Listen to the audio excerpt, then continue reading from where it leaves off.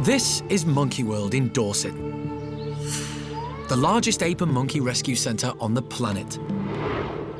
Today on Monkey Life, disturbing footage reveals the park's next rescue mission. I've just been sent a link today of this film clip. What's clearly the chimp attacking a man in the streets.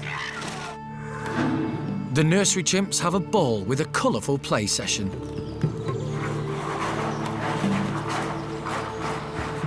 And there's a surprise delivery for the woolly monkeys.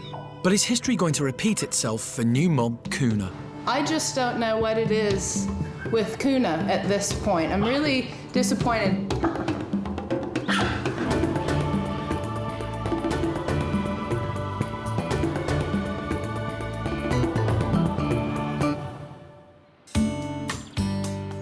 This morning, the chimp nursery pond has been filled with toy balls for the youngsters to play with.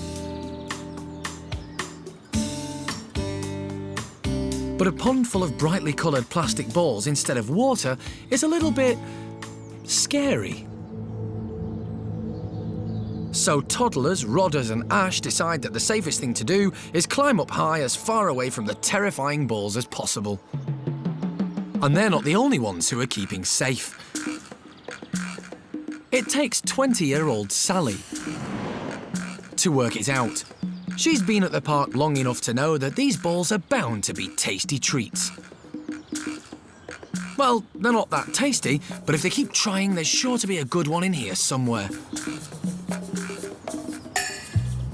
Rodders and Lulu follow Sally's lead, and they decide that the red ones are most likely to be the tastiest. But Brian's not convinced. It's in a chimp's nature to be curious, and Ash seems to be investigating the possibilities for play. But will any of the chimps be brave enough to actually enter the scary play pit? Coming up, the baby chimps show that they do actually have the balls. And we catch up with one of the park's most well-loved characters, Charlie.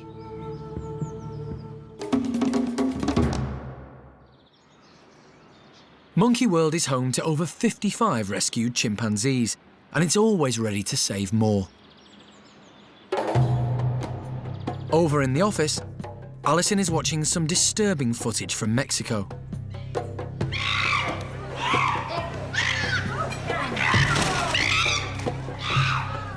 Alison believes it's an adult female chimpanzee called Coco.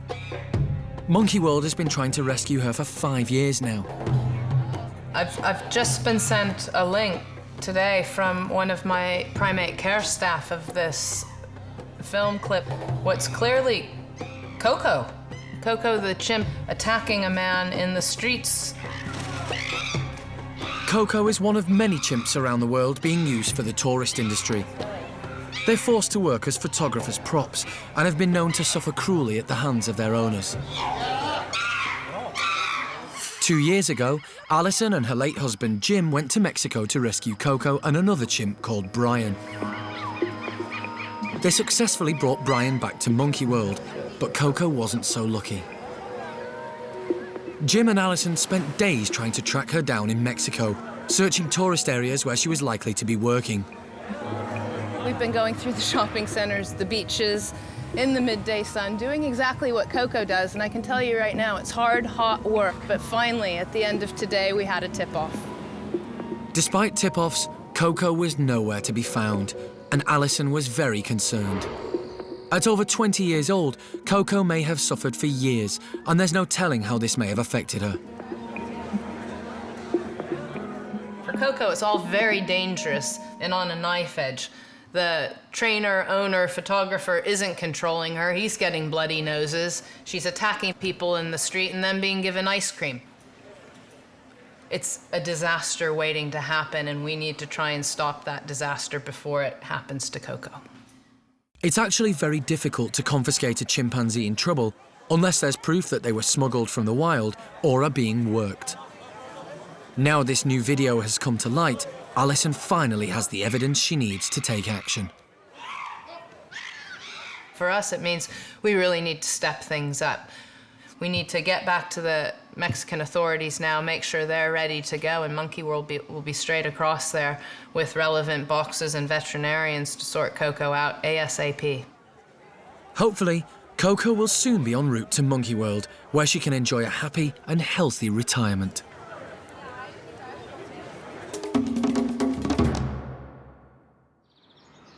Coco's new home will be in the chimp nursery.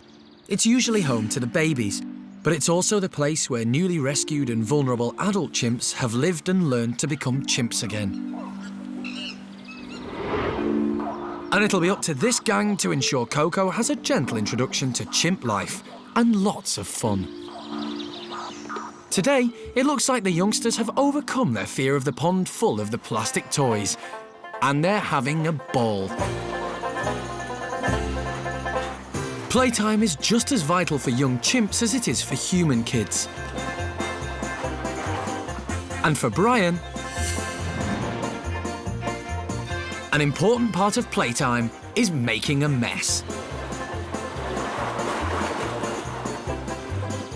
It's good to see him relaxed and enjoying life. When he first arrived, he had a hard time settling in. But not anymore.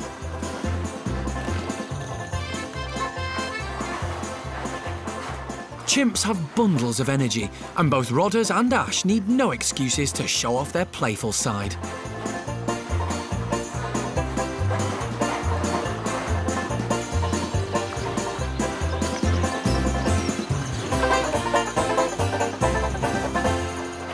They're all having such a great time that even Lulu's decided to join in the fun. But Sally still thinks she knows better. There's bound to be some food in here somewhere. Isn't there? And just in case she's right, Brian's in position to scrounge some off her. But there are 3,000 balls in the pond, and none of them seem to taste any better than the last, or have anything inside. So Sally's trying a different strategy. If the balls themselves aren't a tasty treat, surely there's got to be something delicious hiding underneath them.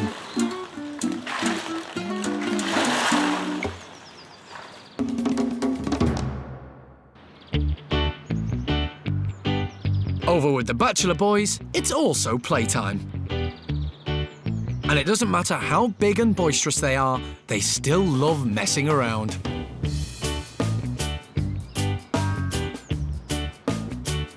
Two of the boys, Charlie and Freddie, usually keep themselves to themselves, but today they're happy to join in the fun and games. And Freddie's particularly keen to let his hair down now that he's recovered from a rather personal problem. A week ago, Freddie had an operation to treat his hemorrhoids, and so far, so good. He's actually done really well, and he hasn't been playing with it or fiddling. He doesn't seem to have had any discomfort, and we haven't seen any more blood. So fingers crossed that's done the trick.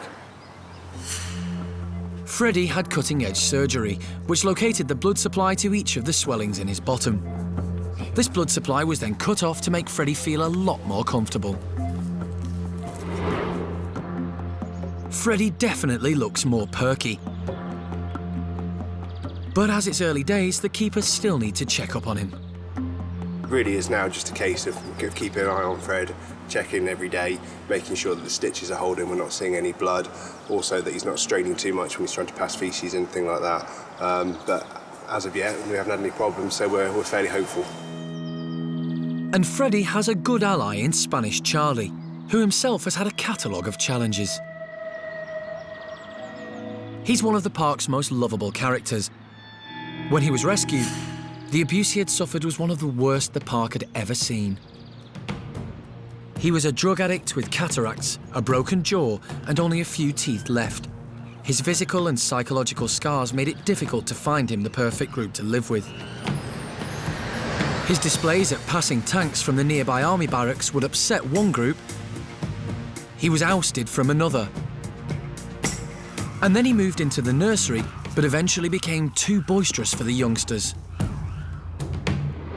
But it's the Bachelor group where Charlie seems happiest.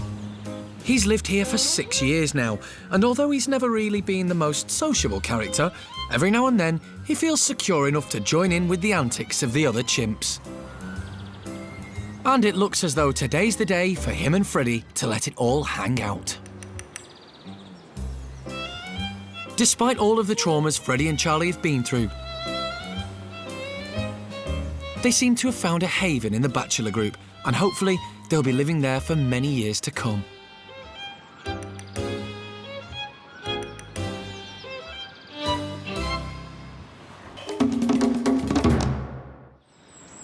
It's early morning at Monkey World. And down at the orangutan enclosure, the youngest and liveliest orang in the park, Kai, is happily playing by himself. But he's just been joined by one of the older and least lively orangs in the park, 25-year-old Amy. A few weeks ago, Amy gave birth, but her infant didn't survive. Like humans, orangs can suffer from postnatal depression, and since the birth, Amy's been keeping herself to herself. Until now. The only problem is, Kai's quite independent now, and he wants to do things on his own. But Amy doesn't want to stop his games, she just wants to play. This is quite a surprise because orangs are not renowned for being overly active, especially Amy. But today, she's definitely in the mood for some fun. Unfortunately, Kai's already having fun without her, and he wants to keep it that way.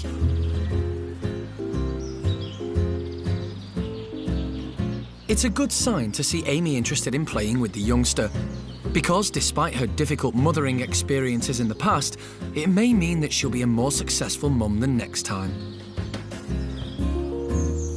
The question is, will Kai relent and let Amy join in with his game? The answer is no. Kai's off to find something else to do, and Amy's left wondering where she went wrong.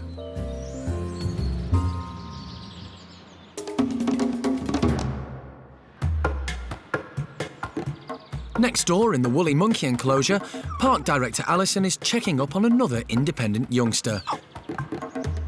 2-year-old Julio.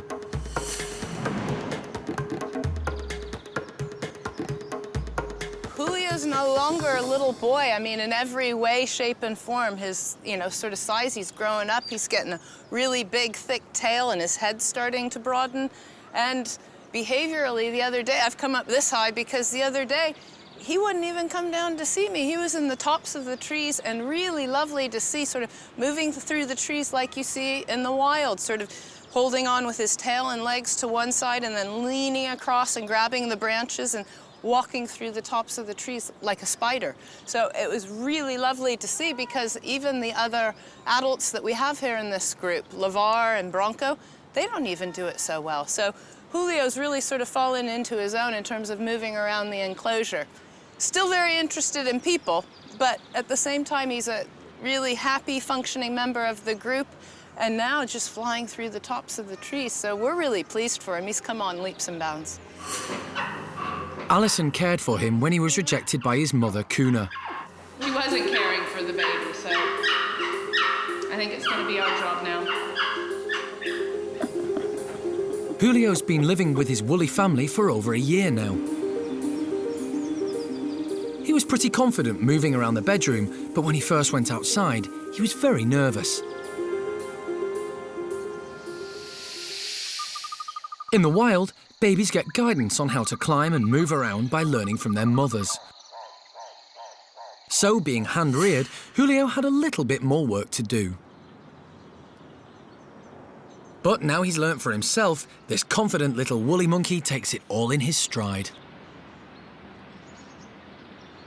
It only goes to show, if you can rear them properly and get them back into their own society, a woolly monkey society at a young enough age, all of the physical behavior and sort of adaptation to living with woolly monkeys, it's all innate, it's all in there. You just have to get them back into the group at a young enough age. So proud of my little boy. It's going well, really pleased. A year after Julio was born, his mum Cuna gave birth again to Paolo. He was also rejected and hand-reared by the keepers, but now at 9 months old, he lives with his woolly family full-time and is flourishing too. And later, the boys have a new baby brother, but it seems Cuna's mothering skills have not improved. This baby was born more than 24 hours ago, and we don't believe that he's actually suckled at all.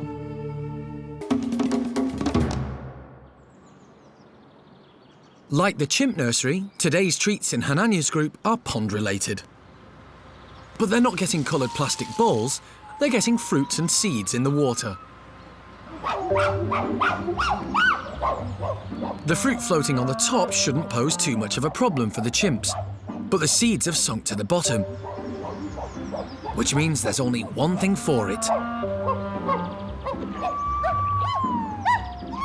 Peggy needs to get wet. In the wild, chimps are naturally wary of water and they can't swim, but they will attempt to cross water if there's food at stake. And here at Monkey World, it's no different, so Peggy is definitely a rarity. A chimp that seems to like the water, or at least she likes getting treats in the water more than she minds getting wet. Simon, meanwhile, is behaving in a much more chimp-like manner. He's definitely interested in those seeds, but he's trying to work out the driest way to get them. Spurred on by Peggy's example, Tootie wades right in. It seems that Peggy's not the only one who doesn't mind getting wet. When Tootie lived next door in the nursery, she loved splashing around. And she still loves the water. Simon decides to take the plunge and risk getting a wet arm. Chimps aren't good at sharing, and he can see the fruit and seeds are disappearing fast. But it's just not for him. And now that there aren't that many seeds left in the pond, Tootie's decided that she doesn't love the water that much either. Peggy doesn't give up that easily. But even she's decided that it might be worth keeping one limb dry.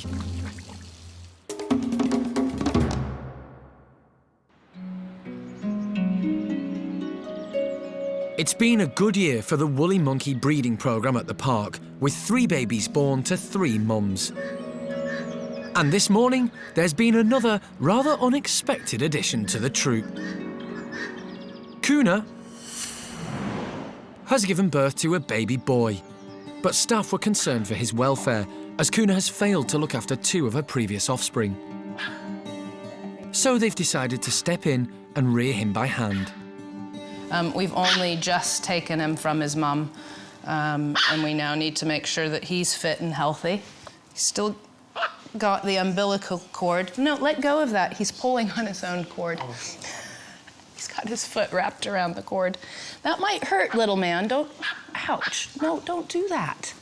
That's why you're yelping. Let go of that. You can see the cord already. It's a bit of a nightmare. It's a very hard, stiff thing now that's left behind. It's, you know, sort of very tempting to consider sort of giving it a wee bit of help along the way, but really you're best off just to simply let it fall off naturally. There you go. When he was born, the primate care staff waited anxiously to see if he would suckle from Cuna. But the signs weren't good.